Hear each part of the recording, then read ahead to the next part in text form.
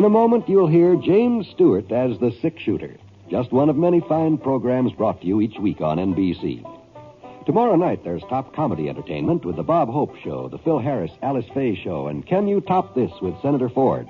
Bob Hope delivers rapid-fire comedy routines, while Phil Harris and Alice Faye bring both mirth and music. It's a great Friday night lineup of comedy programs, all of them heard only on NBC. James Stewart as the six-shooter.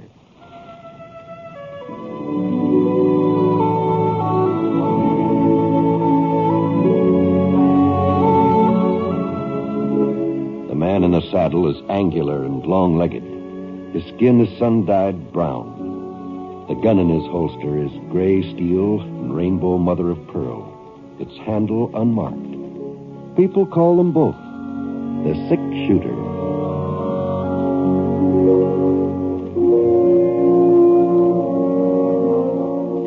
The NBC Radio Network presents James Stewart as the six-shooter, a transcribed series of radio dramas based on the life of Britt Ponsett, the Texas plainsman who wandered through the Western Territories, leaving behind a trail of still-remembered legends.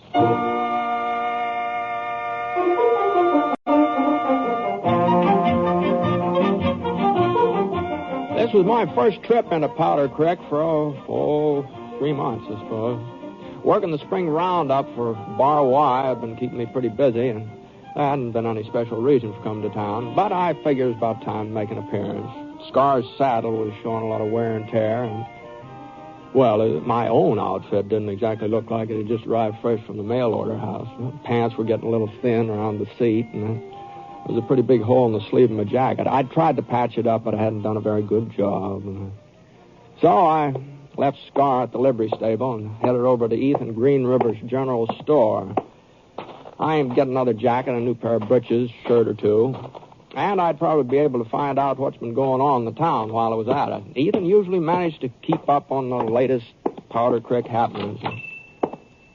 Well, the store hadn't changed much. Everything seemed to be about the same. And Ethan, he hadn't changed much either. He must be almost 65 by now. He sure didn't look that old, though. Standing there by the pickle barrel, munching on a great big fat juicy dill. Howdy, Ethan. Well. I've been wondering when you was going to honor us with your presence, Britt. That's so. Yes, sir. I was remarking about you just this morning. Told Miss Bennett when she come in to get some yardage for a new dress. I said to Miss Bennett about time for the six-shooter to be coming into town. He's sort of overdue, I said. Overdue? What are you talking about, Ethan? Well, there's milk for you, for one thing. Letter.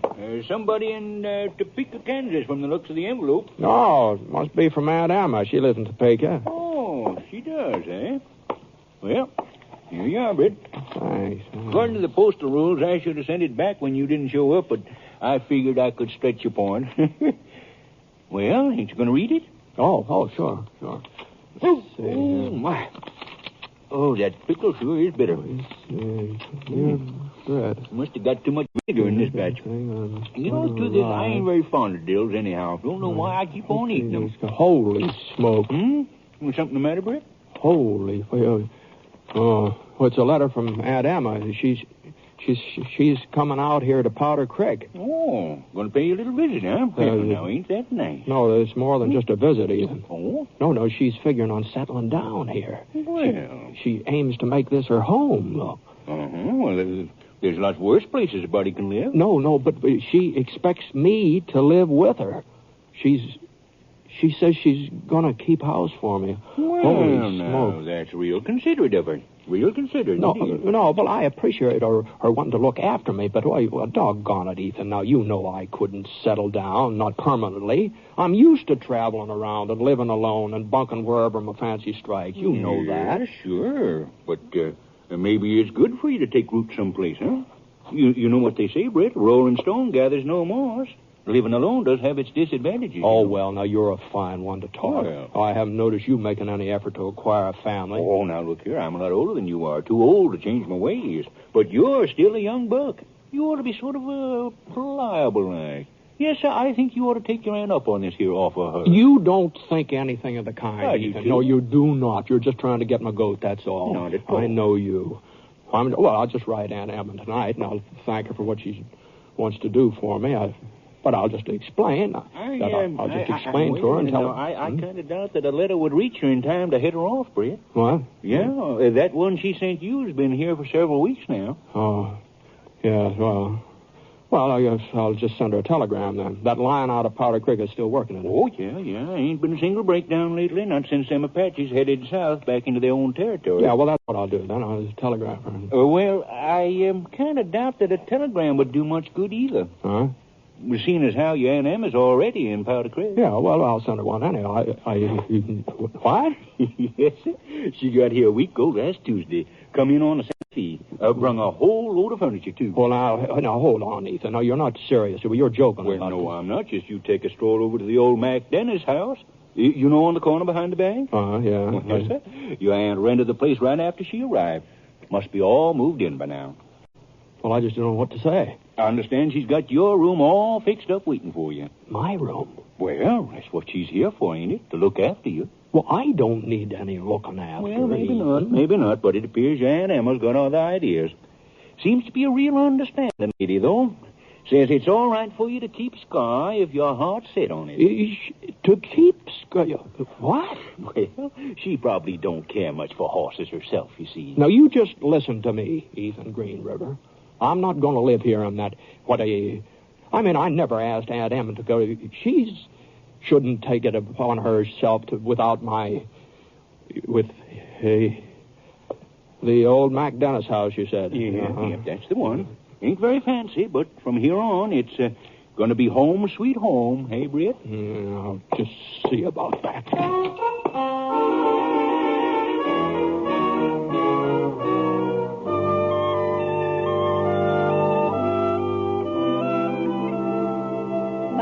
Goodness sakes, how you've grown, Britt. Oh, no, Aunt Em, no. I had my full growth the last time you saw me. I was 25 years old. Well, now, it seems to me you've shot up some since then.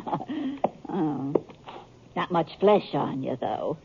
Fact is, you're just plain skinny. Yeah, well, I reckon being so tall will make me a little thinner than I really am, sort of appear to be. Your father was just as tall as you are, but he must have been a good 20 pounds heavier. Yes, ma'am. Well, we'll put some flesh on those bones of yours. A couple of good home-cooked meals, and you'll start filling in. Yes. You like the house, Britt? Yes. It seems real comfortable. Well, I haven't quite finished unpacking yet, and some of the big pieces have got to be moved. I was waiting for you to give me a hand. Yes, I'll be glad to, Aunt Em. Your room's right over there if you want to take a look at it. Oh, well... Go on, Britt, go on. Oh, you needn't be afraid I fixed it up real frilly or anything like that. Oh, no, I wasn't worried about that. Well? It looks fine. It's just fine. Just take a good feel of that bed. Yeah, I'll bet you don't get a soft mattress like that in the bunkhouse where you've been sleeping. No, we sure don't. I'm working on a patch quilt for it. Started before I left Kansas. Expect I'll have it finished up in a week or so. Well... now, Aunt Em, before you go too much trouble... Yes, Britt? You see, I didn't know you were coming to Powder Creek. Yes, Mr. Green River told me you hadn't been in to pick up my letter. You must have been kind of surprised to find out I was already here. I was practically flabbergasted, yes. Whatever made you decide to come west? I'll tell you all about it while I'm fixing supper. Come on out in the kitchen. Yes, ma'am. Oh, shucks. I was going to have a real fancy meal for you first night in your new home, but you didn't give me enough warning. So I'll just have to warm up yesterday's pot roast, if that's all right. Oh, there's nothing I like better. Oh, there's some potatoes in that sack. Would you mind peeling a couple of them for me? No, not bad. Here, now, use this pan. There's the knives in the drawer beside you. No, not the butcher knife, Britt. Here, now, this one. Oh, I see. That'll be better. Well, now, about my coming to Powder Creek, Britt. I just felt it was my bounden duty. You, ma'am? Well, you see, Carrie got married last February. Carrie? My youngest girl, your cousin Carrie. Cousin Carrie. She was almost 30, and I was beginning to wonder whether she'd ever get a... Well, she finally found herself a real nice man. Yes, he works for the Santa Fe Railroad Company. Got me a train ticket at half price. Uh-huh, is that so? Well, anyway, after she left home, that meant my family was all taken care of. My immediate family, that is. Uh-huh. And then I got to thinking about you, my only brother's son. All alone with nobody to look after you. Well, I've been getting along all right, Aunt Em. Now, don't you try to tell me that. If ever I saw a man that needed a woman to take a hold of him, why, those clothes you're wearing are a disgrace. Oh, yes, these are. Well, I was going to buy some new ones today. Well, if they was washed and ironed and mended proper, you wouldn't be needing new clothes all the time. A wife, that's what you really ought to have. But I suppose you're like the rest of the Ponsets. Put off everything until the last minute. I Oh, don't going know. it alone is expensive, Fred. Oh, I'm not saying the two can live as cheap as one.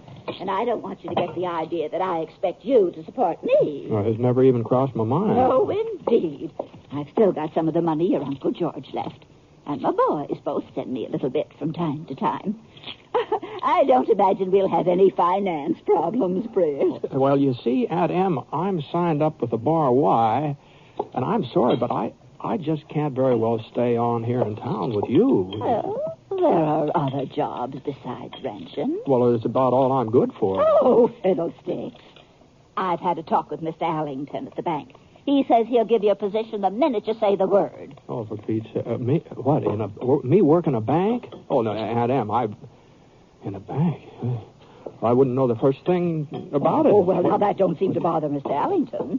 He was real pleased with the idea. Said it would probably cut down some of his losses, having you as an employee. Ooh, what's the matter, Britt? Oh, God. Sort of nicked my finger a little bit. Nothing serious. Oh, here, you can use this piece of rag for a bandage. It's clean. Oh, no, Aunt Em. You don't want to get blood poisoning, do you? No, but Go it's ahead now, tie it on. All right. And you'd better let me finish those potatoes. If you're peeling them, there wouldn't be enough left to cook. Well, you see, what I'm getting at, Aunt Em, is, well, I'm not the stay-and-put type of man. I'm sort of used to being on the move. Understand? Ponset, it's high time you lit someplace. Oh, I've heard about you and that gun of yours all the way back to Kansas. It's a wonder to me you haven't been shot up half a dozen times by now. At least if those stories folks tell are true. Well, the stories probably did some growing on their way east. I'll bet I know one thing you don't. They've even got a title for you back there. Oh? Mm-hmm. The six-shooter. That's what they call you. No. As if the name of Ponset wasn't good enough. Oh. Well, don't you feel too bad about it, dear. After we live here in peace and quiet for a spell, everybody will forget all about those escapades of yours. Uh-huh. Now, Aunt Emma, there's just something I've got to explain to you, and I want you to understand that Chris, I know what you're trying to say. You think I'm making a big sacrifice in coming here and setting up a home for you. No, not exactly. No sacrifice, Fred. No, indeed. And it's not just a feeling of duty either. The plain truth is I wanted to come. Oh? It's kind of hard to put into words, but, well, after George died, I still had the children to keep me busy. But now there's no one but you. I guess I'm the kind of person that just has to have somebody to worry over. Must be my nature. And I'm only 60, Britt. I ought to be able to run a house for a good 10 years yet. The Ponsets are long-lived as a rule. Oh, sure. So I just don't know what I'd have done if there hadn't been somebody I could be of use to. I guess you're kind of a godsend, Britt. It looks like I need you more than you need me. Mm-hmm. Well, I reckon we both need each other, Aunt Em.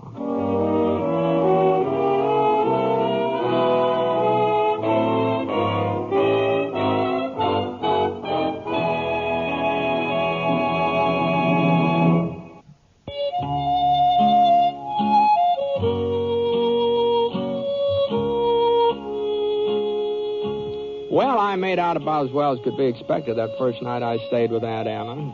I wasn't exactly what you'd call comfortable. The bed was too darn soft, for one thing.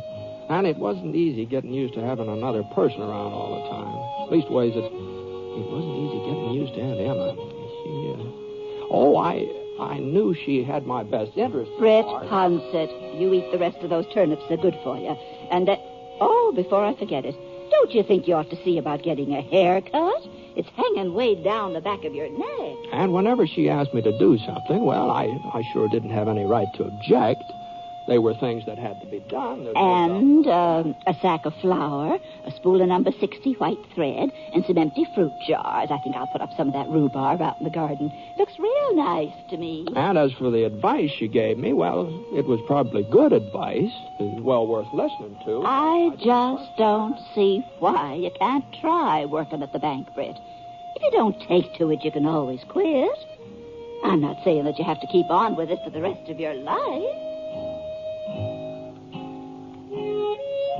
Well, after a week, I knew that I couldn't go on much farther. And when Dan Porterfield came in, I told him I'd be back at the ranch by the end of the month. But I sure didn't know how I was going to manage it. I just couldn't leave Aunt Em, not without hurting her. She just needed somebody like me to fuss over her. And there wasn't anyone else who seemed to fit the bill. At least nobody I could think of right offhand. Yeah, here's the last of it, Britt. Coffee, salt, bacon, cook material. That's all in it. Yeah, that's all, Ethan. I'll say one thing. You sure surprised me, Britt. I don't see why. Well, I do. I figured you wouldn't stay on with your aunt not more than 2-3 days at the very outside. But by Jiminy, it's over a week now, ain't it? Oh, no, it hasn't been a week, but it couldn't be that long. By George, it is a week anyway. The time sure does fly when a man's contented and satisfied, you know? Huh? Ethan, I'm going to let you in on a little secret. You remember the other day when you first told me Aunt Emma was in town? Sure. Well, now, the truth of the matter is I was kind of upset. I didn't exactly welcome the idea. It ain't no secret, Britt. I guess I know how I'd feel was I in your place. Well, that's just it, Ethan. I never realized what I've been missing all these years. What are you talking about? I want to tell you that I wouldn't give up living with Aunt Em for all the gold in California. In the first place, she's the finest cook that ever lived. Why, her hot biscuits alone is enough to make your mouth water, and that isn't the half of it.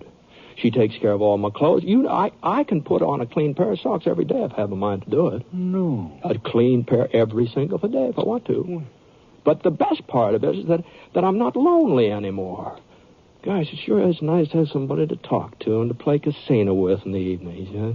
Of course, I know none of this sounds appealing to you, Ethan, but gosh, I sure hope I never have to go back to living alone. Well, see you later. Huh? Oh, yeah. I'll be seeing you, Britt.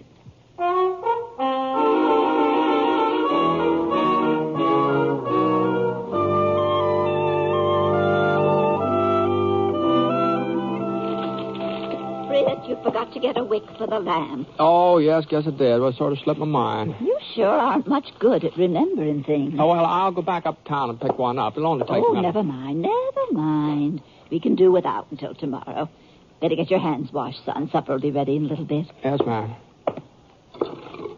By the way, I had a little chat with Ethan Green River this afternoon. That's nice. You know, I kind of feel sorry for him. He's living alone. Nobody'd care whether he comes or goes and all that. Well, it's by his own choice, I'm sure. Yeah, it is. Well, I was just thinking maybe we could have him over to supper one night. Oh. Well, now, Britt, I'm not as young as I used to be, and getting on food for company, that's kind of an effort. Oh, but it wouldn't have to be anything special. And besides, it might be nice for you and Ethan to sort of get together, to sort of get a little better acquainted.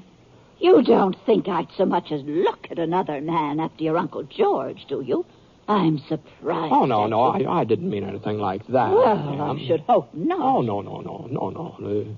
No, the fact is, Ethan is kind of spoken for in a way. You don't say. Oh, yes. Maud Hinsdale. She's got her eye on him. Hinsdale? Hinsdale, yes. You know, the soprano in the church choir, the screechy one. Oh. Yes. And come to think of it, somebody was telling me Maud was sort of worried about you when you first showed up, and she was afraid another widow might give her some competition for Ethan. And she's been having trouble enough landing him as it is, you know. Well, she needn't have concerned herself. Oh, she's not concerned now. Not since she's seen you. What? No, at least that's the story I got. Well, for Maud Hinsdale's information, I've had plenty of chances to remarry since your uncle passed on. Oh, sure you have, Annie. I'm sure you have. And now that you mention it, tomorrow night might be a very good time to have Mr. Green River over for supper. I was planning on chicken and dumplings, and there'll be plenty for 3. Well, now, you're sure it won't mean too much work for you? Oh, what's a little work, Britt? This is your home as much as it is mine. Your friends are always welcome. Oh, fine, Anna. That's real generous of you.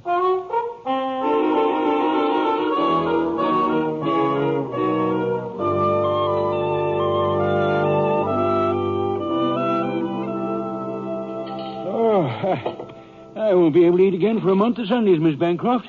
That's all there is to it. Oh, now, Mr. Green River, It's the truth. there's another whole apple pie we haven't even touched. I thought with 2 strong, healthy men like you, 1 pie wouldn't be near enough. No, please, not another mouthful. Well, if you're absolutely certain I can't tempt you to more of anything, I guess I might as well clear off the table. Can I help you, Aunt Em? Why, Britt, you know I don't like anybody in my kitchen.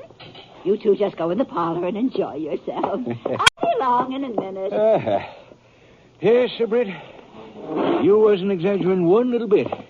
That aunt of yours is just about the finest cook I ever come across. It's mighty nice of you to say that, Ethan, considering that this is just a sort of a plain, ordinary, run-of-the-mill supper. It's about like what we get every night. No. Oh, yes. It's Sunday dinner. Now, there. That's when she really puts herself out. Oh, dear. Oh, yes, that's Sunday. Well, say, you don't suppose you can manage to get me an invite to one of her Sunday meals, do you, Britt? No, I don't know. Oh, no, look, Britt, I'd sure appreciate it. I can't promise anything, but I'll do my best.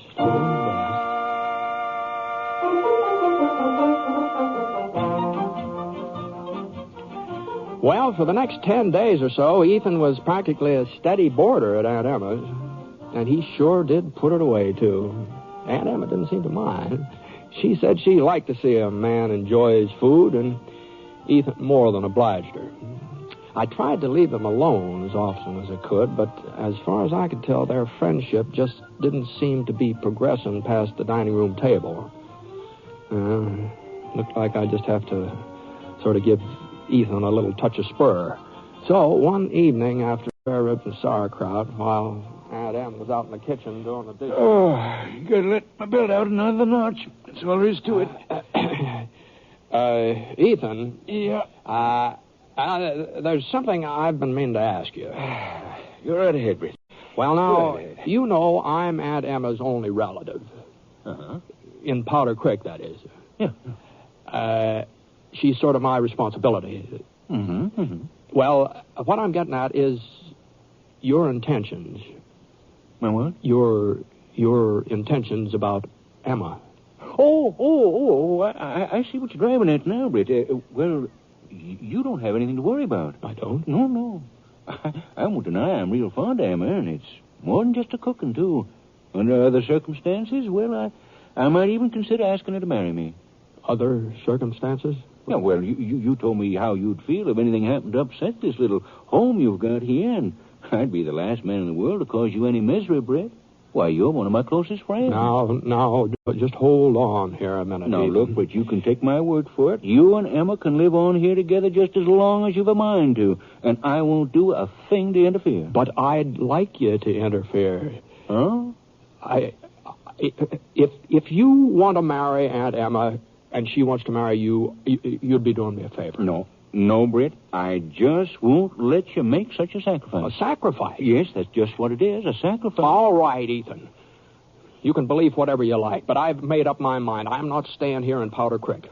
I'm heading back to the Bar Y the first thing in the morning, and after I'm gone, Aunt Em will be all alone here, all alone, unless you plan to do something about it.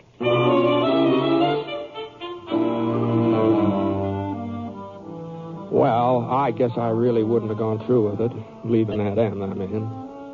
But I was pretty sure that Ethan really liked her. And all he needed was a little prod. Well, a big prod. Anyhow, I got Scar out of the barn and rode around for an hour or so.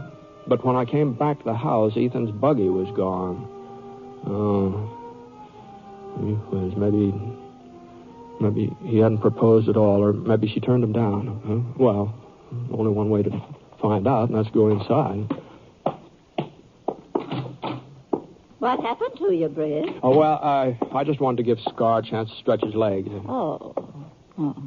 I thought maybe you were giving Ethan a chance to propose to me. He asked you to marry him? That was the general idea. I see. You turned him down, huh? Is that what you thought I'd do? Well, I was afraid you... I figured you'd be worried about what would happen to me. That was all. I'm not the least bit worried about what'll happen to you, Britt Ponsett. What? Why, I've known since the first week you moved in here that it just wouldn't work out. It's clear as day that you and that horse of yours aren't going to be happy unless you're roving around somewhere, bedding down without a roof over your head. Oh, I saw those blankets of yours on the floor. I know how you've been sleeping. Well, Yes. It appears to me that there are some men who take to being looked after and cared for, and there are some who just don't. Huh. That's why I agreed to marry Ethan. You accepted him? Of course I did. He's the kind of man who'll take to being looked after. Well, I hope you're right, Aunt Em. I sure hope you're right.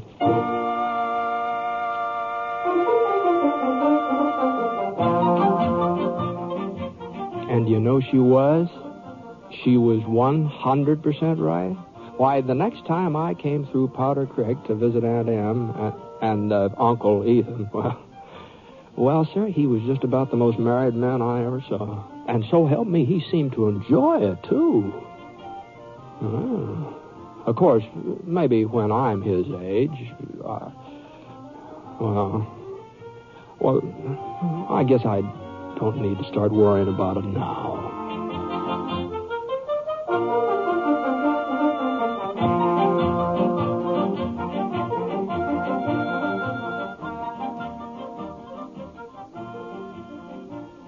The Six Shooter is a transcribed NBC Radio Network production in association with Review Productions. It is based on a character created by Frank Burt and is written by him. Mr. Stewart may currently be seen in the Universal International picture The Glenn Miller Story. Others in the cast were Eleanor Audley and William Johnstone. Special music for this program was by Basil Adlam, and the entire production is under the direction of Jack Johnstone. All characters and incidents were fictitious, and any resemblance to actual characters or incidents is purely coincidental. By the way, you'll be interested in knowing that the Six Shooter has been chosen for broadcast to our men overseas through the facilities of the Armed Forces Radio Services. This is John Wall speaking.